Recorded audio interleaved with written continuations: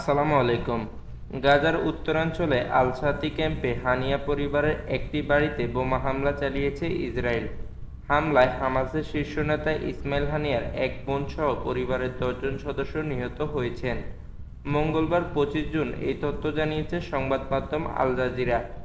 গাজার স্থানীয় গণমাধ্যমের প্রতিবেদনে বলা হয়েছে, হামলায় নিহত সবাই হানিয়ার পরিবারের সদস্য। তবে এ বিষয়ে ইসরায়েলি সামরিক বাহিনীর পক্ষ থেকে তাৎক্ষণিকভাবে কোনো মন্তব্য পাওয়া যায়নি। এর আগে গত এপ্রিলে ইসরায়েলের বিমান হামলায় ইসমাইল হানিয়ার ৩ ছেলে ও ৩ নাতি-নাতনি নিহত হয়েছিলেন। গত ১০ এপ্রিল ঈদুল ফিতরের দিন গাজার আল-শাতি শরণার্থী ক্যাম্পে হানিয়ার ছেলেদের বহনকারী গাড়িতে চালানো হামলায় তারা প্রাণ হারান। মূলত ঈদ উপলক্ষে হানিয়ার ছেলেরা আল-শাতি ক্যাম্পে তাদের আত্মীয়-স্বজনদের সঙ্গে দেখা করতে গিয়েছিলেন বলে সে সময় জানিয়েছিল ফিলিস্তিনি সংবাদ মাধ্যমগুলো।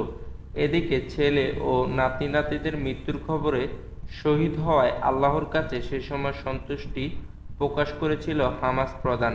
তিনি বলেছিলেন, তাদের শহীদ হওয়ার মর্যাদা প্রদান করায় আল্লাহকে ধন্যবাদ। গেল বছরের ৭ অক্টোবর থেকে গাজায় জল, স্থল ও আকাশপথে টানা হামলা চালিয়ে যাচ্ছে ইসরায়েলি সেনারা। তাদের নৃশংস অভিযানে পুরোপুরি ধ্বংসস্তূপে পরিণত হয়েছে উপত্যকা। গাজা পরিণত হয়েছে মৃত্যুর পুরীতে। প্রাণ হারিয়েছে ৩৭,০০০-এর বেশি নিরীহ ফিলিস্তিনি।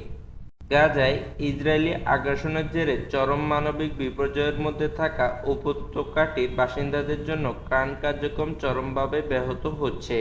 এমনকি ত্রাণ নিতে যাওয়া নিরীহ ফিলিস্তিনিকেও হতে হয়েছে ইসরায়েলি সেনাদের হামলার শিকার। রোববার ফের ত্রাণ সরবরাহের ব্যাহত ভবন লক্ষ্য করে বিমান হামলা চালিয়েছে নেতানিয়াহু বাহিনী। এতে ত্রাণবাহী ট্রাকের নিরাপত্তা থাকা এক ব্যক্তিসহ কয়েকজন ফিলিস্তিনি নিহত হয়েছেন। আহত হয়েছেন আরও অনেকে। যুদ্ধবিরতির চুক্তির পরেও গাজায় হামলা চালিয়ে যাচ্ছে নেতানিয়াহু।